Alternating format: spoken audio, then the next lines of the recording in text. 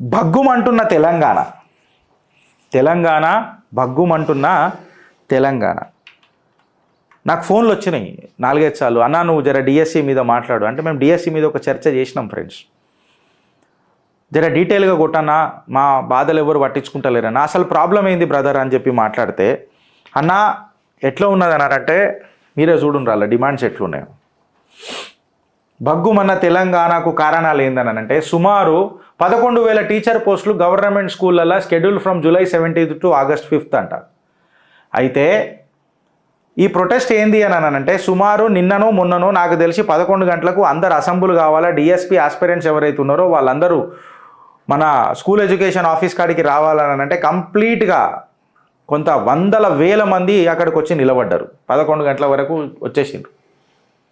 వాళ్ళు ఏమంటారనంటే candidate said that the recently appeared exam for the hostel welfare ఎగ్జామ్లు మొన్ననే హాస్టల్ వెల్ఫేర్కి అయినాయి, మన డివిజన్ అకౌంట్స్ ఆఫీసర్స్కి అయినాయి, అట్లా తెలంగాణ పబ్లిక్ సర్వీస్ కమిషన్కి జరుగుతున్నాయి, సిరీస్ ఆఫ్ కాంపిటేటివ్ ఎగ్జామ్స్ జరుగుతున్నాయి అన్న.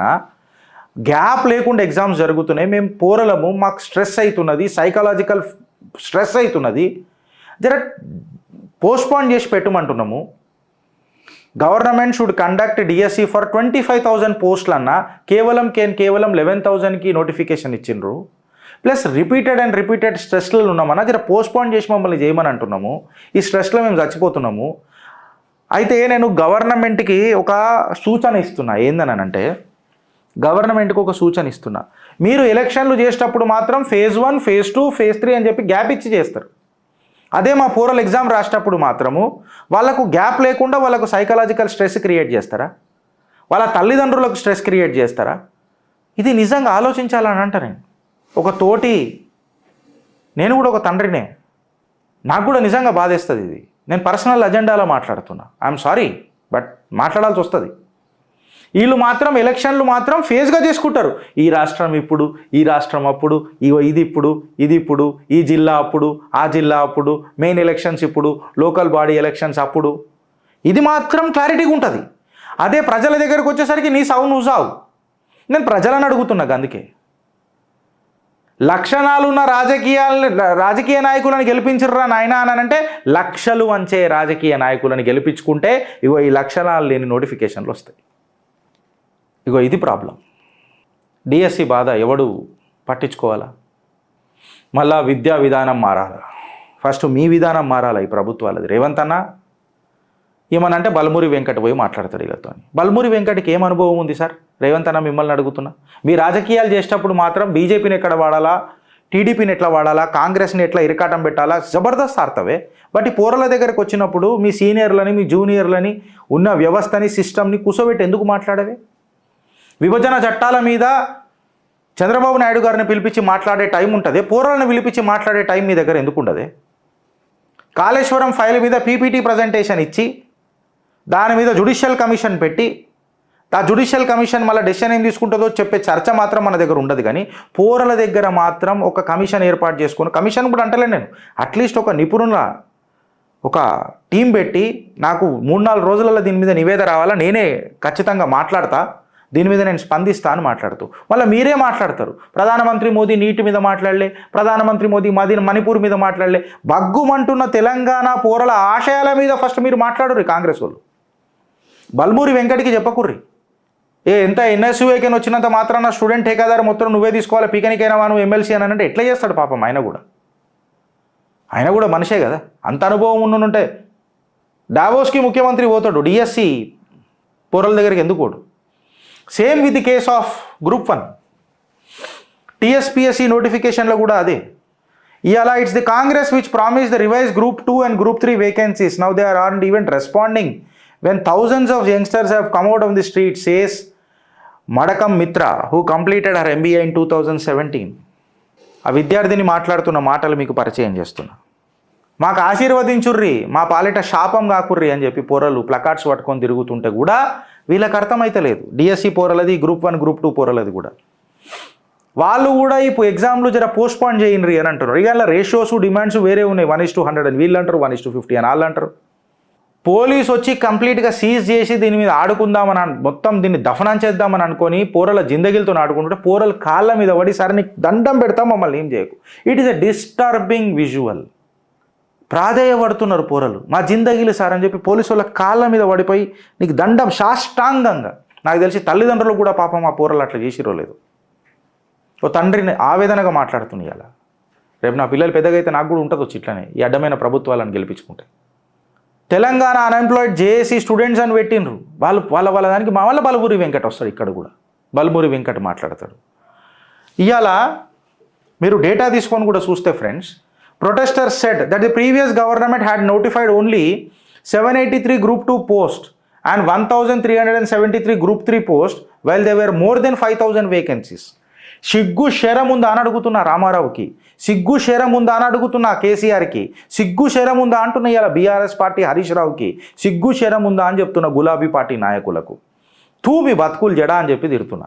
ఎందుకు చెప్తున్నానంటే 5000 వేకెన్సీలు ఉంటే ఎన్ని ఇచ్చిర్రు? 783, 1373 పోస్టులకు నోటిఫికేషన్ ఇచ్చిర్రు వెనకటికి. ఇవాళ ఇళ్లకు మద్దతు తెలుపుతున్నా అని మాట్లాడతారు. ప్రాబ్లం ఏందనంటే బీజేపీ కనబడతలేదు ఇక్కడ నాకు. బీజేవైఎం పోరలు ఆకాశానికి భూమికి పందిరేస్తున్నారు, ఏబీవీపీ పోరలు ఆకాశానికి భూమికి పందిరేసి కొట్లాడుతున్నారు. ఆడ ఎవరో వచ్చి మాట్లాడుతున్నారు. ఆ బల్మూరి వెంకట్ టైప్స్ ఆఫ్ నాయకులు వచ్చి మాట్లాడుతున్నారు.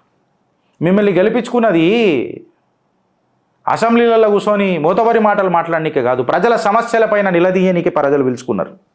అసలు ఏం జరిగింది అని చెప్పి మాట్లాడాలా. ఆనాడు ఇళ్లకు శాపం పెట్టిందే బీఆర్ఎస్. ఇవాళ మళ్ళా కమండలం తీసుకొని వీళ్ళ మీద ఏమంటారు అక్షంతలు చల్లుతుంది కూడా బీఆర్ఎస్. మంట పెట్టింది బీఆర్ఎస్, మళ్ళా ఎక్స్టింగ్విషర్ కొడుతుంది కూడా బీఆర్ఎస్. ఈ బీఆర్ఎస్ ఇచ్చిర్రు ప్రజలు. కానీ భారతీయ జనతా పార్టీ ఏం చేస్తుందని అడుగుతున్నాను నేను. సరే నాయకులు దీన్ని సీరియస్గా తీసుకోరని చెప్తున్నా. నాకు నిన్న ఒక మిత్రుడు కమెంట్ పెట్టిండు, గిరీష్ నువ్వు నీట్ ఎగ్జామ్ ఎప్పుడు గ్రేస్ మార్క్స్ అన్నో సుప్రీంకోర్టు ఏం చెప్పింది? బ్రదర్ నేను నీకు ఒకసారి చెప్తున్నా, నేను మళ్ళీ నిలబడ్డాను ఆ మాట మీద.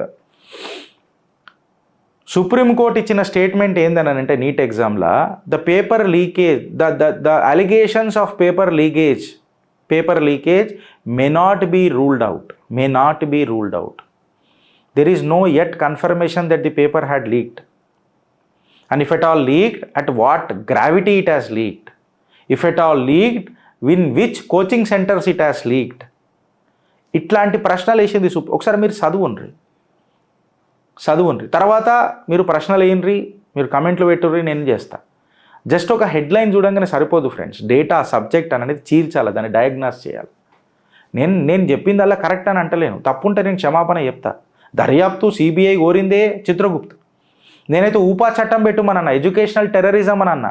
మోదీ గవర్నమెంట్ని కూడా నిలదీసిన. పౌరుల భారత్ భవిష్యత్తుతో పరిష్కారం ఆడొద్దని చెప్పిన. విద్యార్థులు అనే పౌరులు భారత భవిష్యత్తు అని చెప్పిన. వాళ్ళతో చెలగాటం ఆడొద్దు అని చెప్పిన. అట్లాంటి చెలగాటం ఆడే ప్రభుత్వాలు ఏదున్నా ఆ వ్యక్తులు ఎవరన్నా ఊపా చట్టం కింద లోపలేయాలని చెప్పిన. I call spade a spade. We deliver with evidences. Issue ఎక్కడైందో కూడా ఒకసారి నువ్వు చదువు, మీకు ఒక క్లారిటీ వస్తుంది. May not be ruled out or it is confirmed of paper leakage. Coaching సెంటర్లలో అయినాయి. కొంతమంది పోరలు ఒక కోచింగ్ సెంటర్ పడితే ఇంకొక కోచింగ్ సెంటర్ మార్చుకున్నారు. ఎందుకు మార్చుకున్నారు అని చెప్పి సుప్రీంకోర్టు అడిగింది. ఇదే ప్రశ్నలు నేను ఆ రోజు అడిగిన.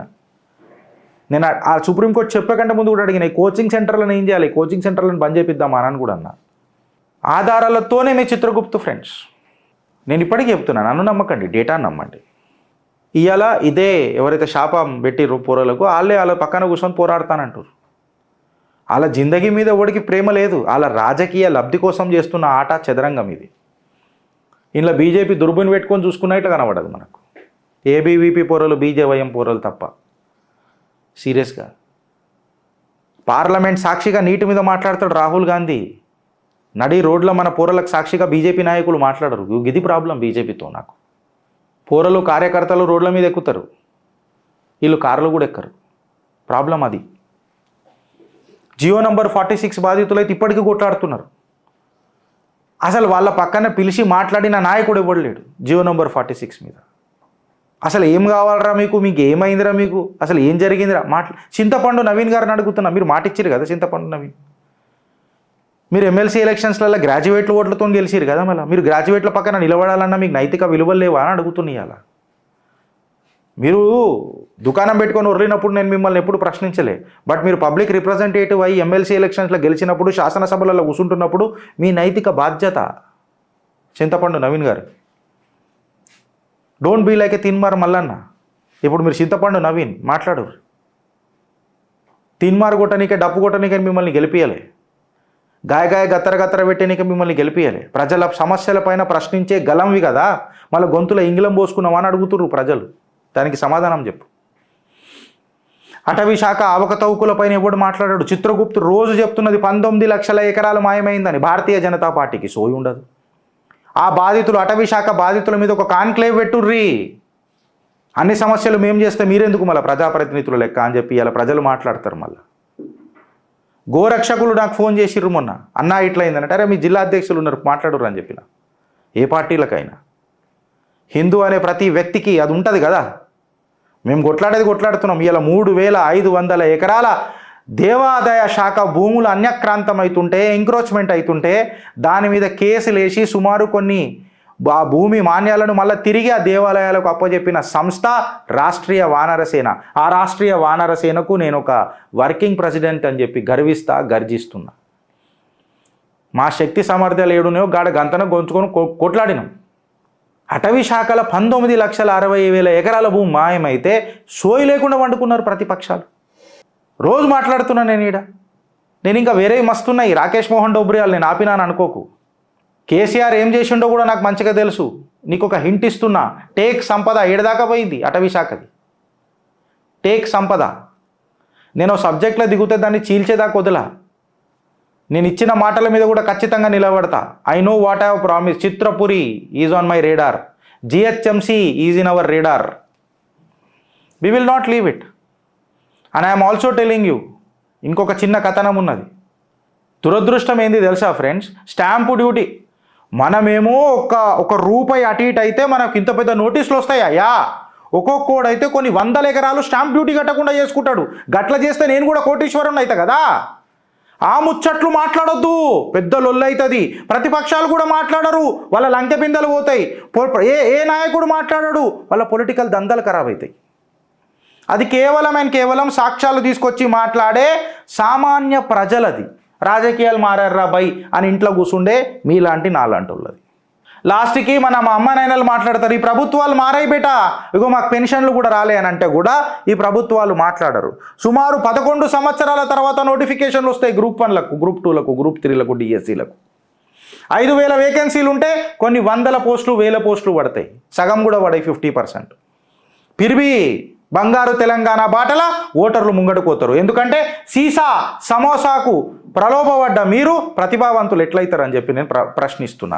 6 గ్యారంటీలకు ఆవిరైపోయిన మీ ఆశయాలకు ఆత్మవిశ్వాసం ఏడనిలబడుతుంది అని చెప్పి మిమ్మల్ని అడుగుతున్నా, మీ ఓటర్లను అడుగుతున్నా.